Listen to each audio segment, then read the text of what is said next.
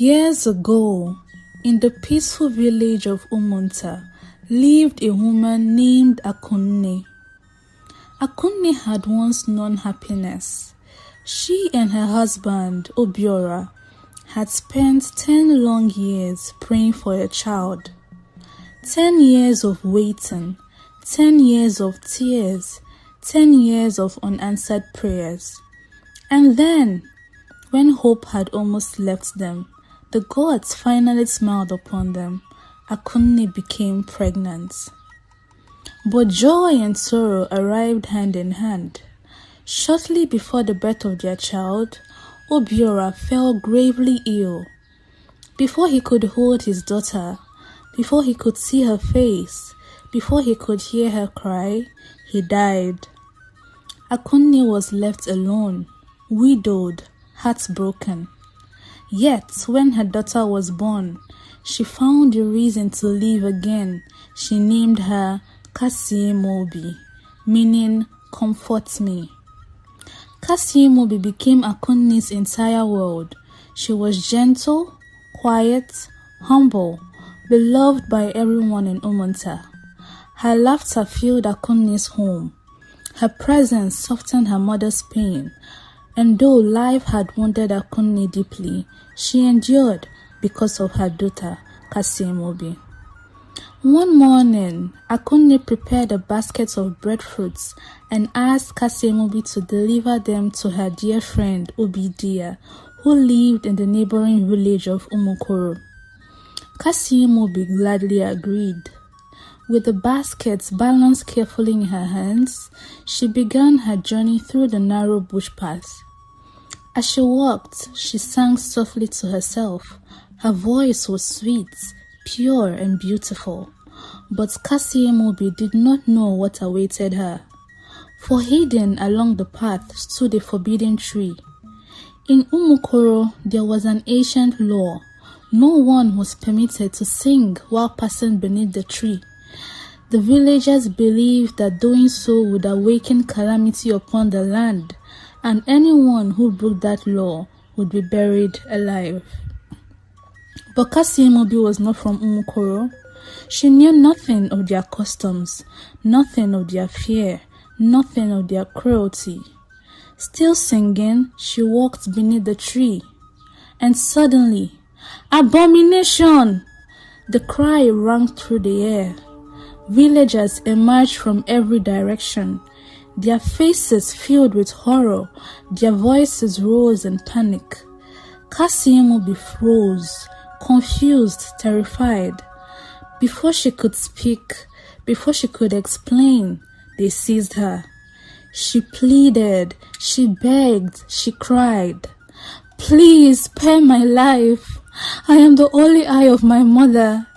Please, I beg you, do not do this." But they dragged her before the ego of Umukoro. Without hesitation, without mercy, he declared her punishment. She shall be buried alive. Back in Umunta, Akunne knew nothing. She waited and waited, but Kasiemobi did not return.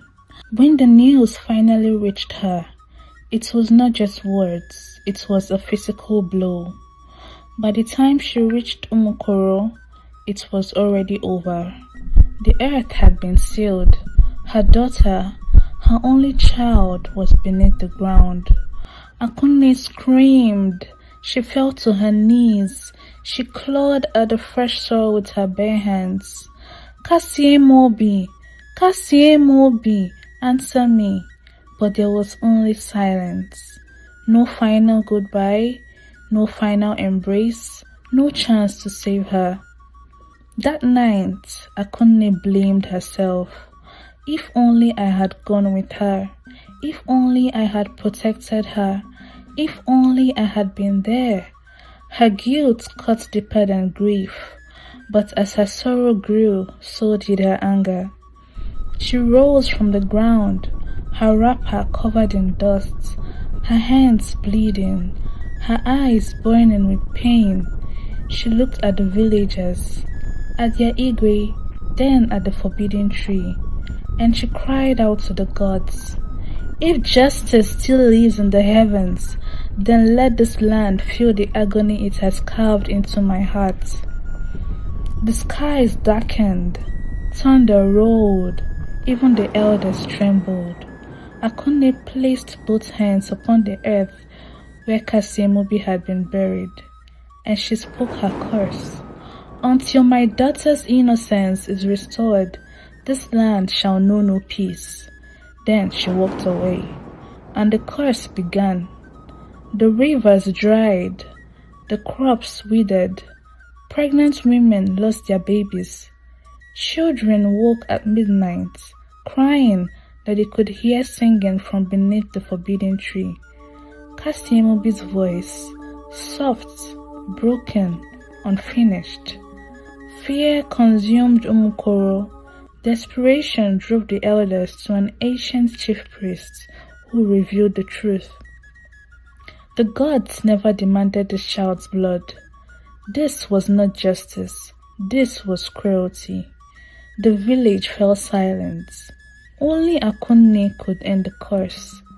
At first, she refused. The elders of Umukoro, once so swift to condemn, came to her with their heads bowed, pleading with her to lift the burden from the land. They spoke of the calamities that had befallen the land. They begged for mercy, to speak to the gods, to restore peace upon them. Akunne said nothing. Then they returned again, this time with gifts, with apologies, with broken voices. Still, she turned them away. Even the Igwe himself came. He no longer spoke with authority, but with shame. He knelt before her and asked for mercy, not for himself, but for the sake of the children, for the sake of the unborn, and for the life of his dying village. He offered gold, he offered land, he offered his own life in exchange for the curse to be lifted. Akunne looked at him for a long time, and still remained unmoved. You did not listen when my daughter begged for her life, she told him. Why should I listen to you now that I have only my silence? Days passed like that. Please, silence, return visits, more please. Until one night, when the village had nothing left to give but truth, they came again, not as rulers or elders this time, but as people stripped of pride. And Akunne finally broke, not because they convinced her, but for the sake of the innocent who were suffering alongside the guilty. She rose, and for the first time since her daughter's death, she agreed to return to the forbidden tree. She knelt where her daughter had been buried. Tears streamed down her face, and this time her voice was softer. My child, if your spirit still hears me, forgive this land.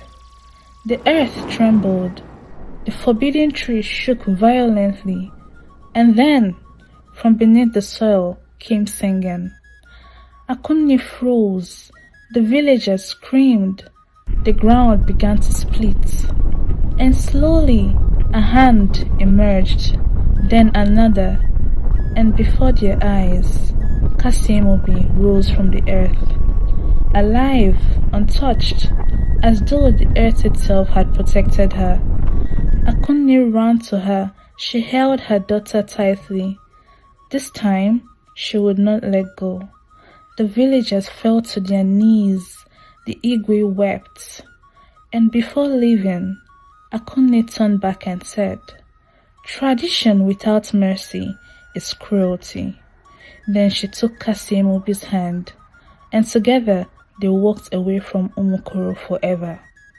From that day on, no child in that land was ever punished without a voice, and the forbidden tree was never feared again, only respected, because beneath its branches, a mother's pain had moved even the gods. Thank you so much for watching. If you enjoyed the story, please follow, like, share and subscribe for more unique and enchanting African tales. Until next time, bye.